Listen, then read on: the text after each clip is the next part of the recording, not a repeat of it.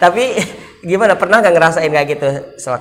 Kalau ngedown sih sering ya, sering. Tapi ngedown gimana tuh? Maksudnya apa ya? Merasa putus asa atau kalau lagi ngafal gitu, misalkan udah 1 jam 2 jam ngafal, tapi hafalan gak masuk ya, itu suka marah-marah sendiri tuh mah. Ini kenapa sih gak masuk gitu? Oh gitu ya, nggak hafal kunaan sih. Rasanya pengen gimana gitu ya.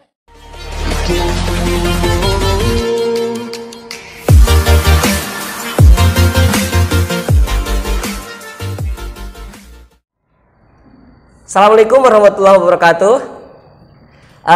Hari ini saya sudah bersama 5 orang siswi dari kelas 9 Tahfidz MTS MA Pusat Menes. Saya mau tanya-tanya bagaimana sih awal cerita mereka bisa masuk kelas Tahfidz, terus pengalaman mereka di kelas Tahfidz, dan sekarang mereka udah kelas 9, mungkin banyak udah perjalanan 3 tahun di kelas Tahfidz seperti apa. Kita langsung saja ya, tapi sebelumnya kita akan perkenalan dulu siapa nama mereka dan dari mana asal mereka. Kalian jangan tegang dong, senyum.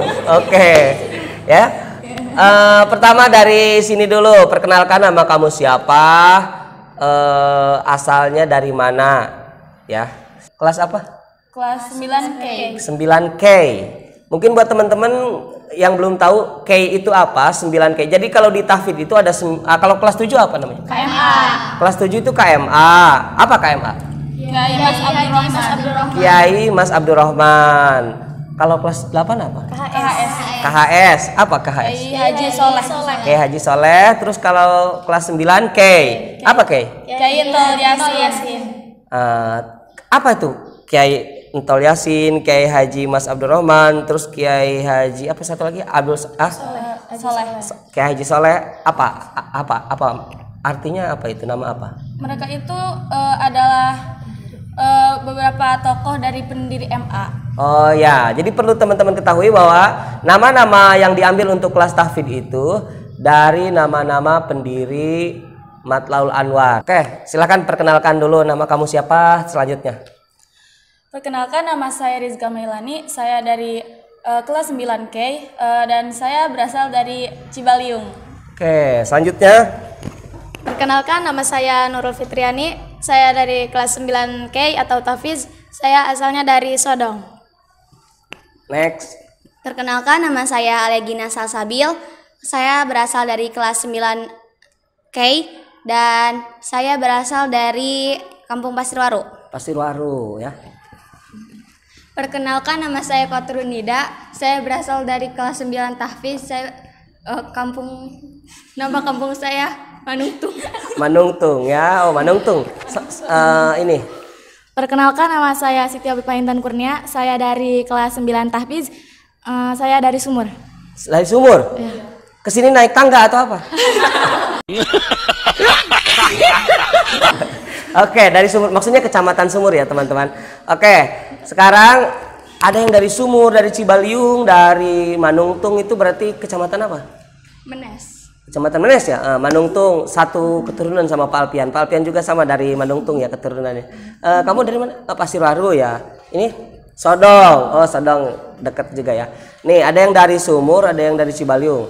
Tolong ceritakan awal mula kamu nih, terutama yang jauh dulu ya, Pak Alpian tanya. Dari Sumur, dari Cibaliung, kok bisa tahu tentang kelas Tahfidz di MTS MA Pusat Menes dari siapa? Siapa yang mau cerita? Silakan.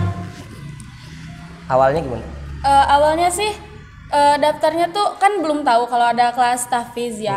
Mamah daftar kan ke sini, udah gitu ngasih tahu ke Ika, katanya ada 2 kelas, mau kelas yang mana, ada reguler sama Tahfidz. Ika tuh sebenarnya kan nggak tahu, mikirnya kelas Tahfidz itu ngapal Quran kayaknya susah banget gitu ya.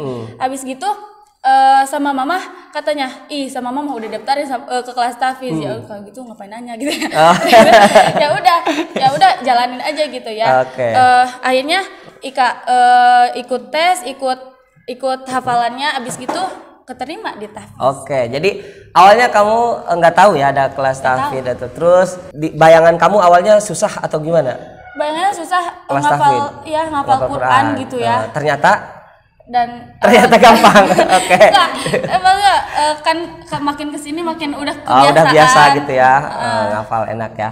Oke, kamu yang dari Sumur gimana ceritanya?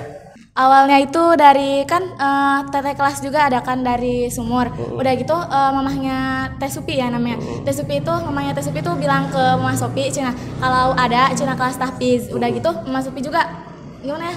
Udah gitu udah daftar.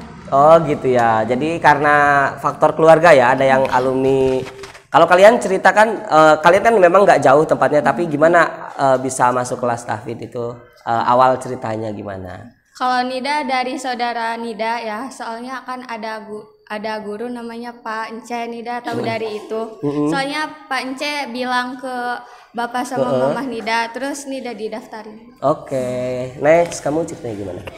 Jadi kalau Ale itu taunya dari tetangga. Jadi tetangga Ale itu ada yang dari tahfiz. Gitu nyoba daftarin Alia ke tahfiz dan hasilnya itu alhamdulillah keterima di kelas Keterima tahfiz. ya. Kalau Nurul tahu dari saudara, soalnya guru hafalan di tahfiz namanya Ibu Suci. Udah tahu kelas tahfiz itu dari kelas 4 ya, kayaknya kelas 4. Udah gitu daftar mengikut jalani aja keterima. Oke, jadi itulah cerita-cerita awalnya ya. Ada yang dari saudara, ada yang dari gurunya. Dan kalian termasuk orang-orang yang beruntung bisa masuk kelas tahfiz kan, karena diseleksi kan, disuruh ngafal juga selama pas tesnya kan. Oke, sekarang setelah kamu masuk kelas tahfiz nih, kan tempatnya di sana ya, di apa namanya, Lewi Kadu ya, tempatnya. Gimana kesan kalian pertama kali masuk ke sana? Kelas 1 lah, kelas 1 kan masih mungkin ya pada kecil, baru lulus SD gitu kan. Semuanya tinggal di asrama waktu itu? Iya. Semuanya tinggal di asrama kan? Jadi pertama kali jauh dari orang tua gitu kan. Ada yang mungkin yang nangis Bombay gitu, gimana? Enggak. Tolong ceritakan gimana ceritanya. Siapa yang mau cerita? Ayo boleh. Kalau Ika sih pertama kali emang dari kecil juga suka biasa ditinggal sama mama, jadi di asrama juga biasa gitu. Betapa malang nasib. Jadi di asrama juga biasa kalau nggak ada mama juga pas datang ke sono kan kita bisa dibilang hutan ya. Oh ya, ya agak sejuk lah gitu ya tempatnya ya, jauh dari keramaian ya.